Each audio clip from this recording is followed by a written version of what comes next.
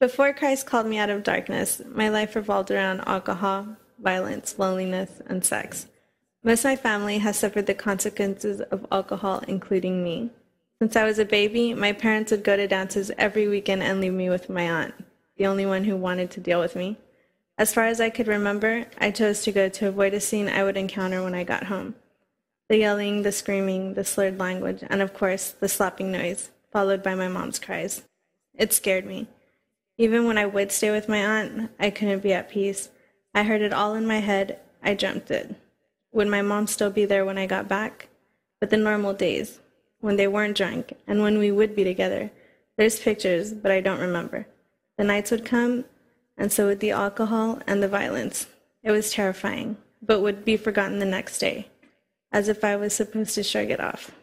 So as I got older, I began to drink and get drunk and party with my friends. It was in my blood. I loved the feeling of getting drunk and doing everything I wouldn't remember the next day. Along with the alcohol came the sex, my drug of choice. I was addicted. That's where Rick comes in. He was my everything, my first, my God. I devoted my life, heart, and soul to pleasing him. He also introduced me to a church where I prayed the prayer of salvation and thought I was saved. Rick was on the praise and worship team, and when he was up there singing, it melted my heart. I fell in love. I swore and prayed I would marry him, and about 7 months later, we broke up. It was the hardest thing I went through at 17. I cried so much the next day at school that my aunt had to go and pick me up. When we got to her house, I was so lonely. I tried reading her Spanish Bible, but couldn't understand, so I prayed. I prayed that he would somehow let me know that I would be okay. At that moment, my aunt walked in, picked me up, held me, and said, "I love you more than anyone could ever. Trust me. Everything is going to be okay." I felt a peace fall over me, and I stopped crying.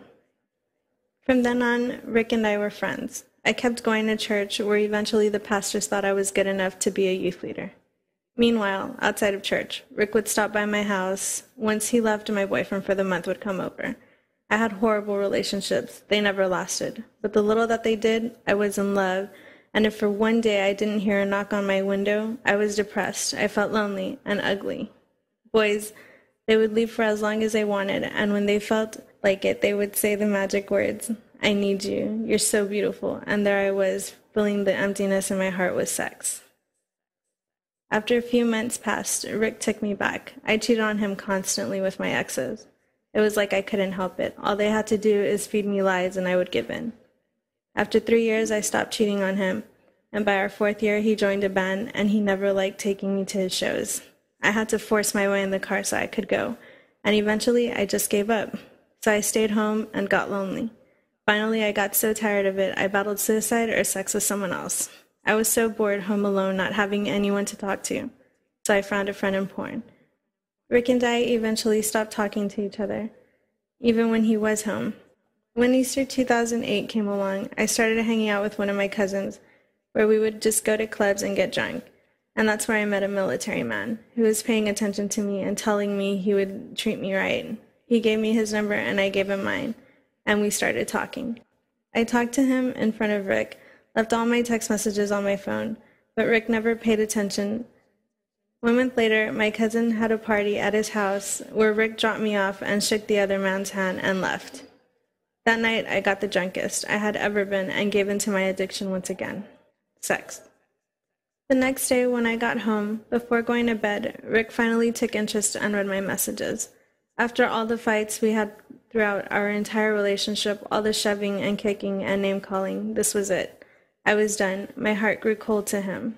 He threw my phone at me, punched a hole in my wall, called me all sorts of names, but I didn't care anymore. The following morning, I went to my friend's house, who I confided in so much. I walked in, and on her coffee table, she had her Bible open. We were battling the same problem, but at different ends. She was looking for answers, but didn't know where to find them, and I tried to help, but I was just as lost. It was the blind leading the blind. She begged me to stop seeing the other man and give Rick another chance, but I couldn't.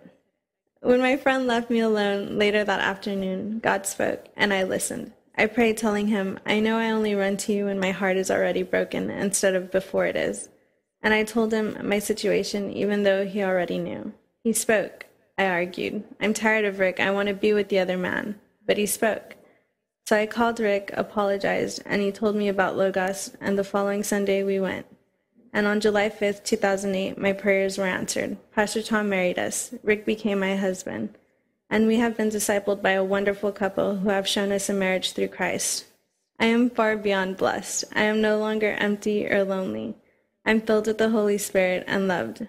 My husband is amazing, and I love him so much.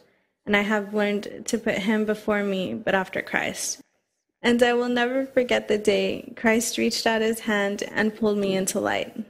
Matthew 4:16 says, "The people dwelling in the darkness have seen a great light, and for those dwelling in the region and shadow of death, on them a light has dawned." My name is Alina Flores, and I am a follower of Christ.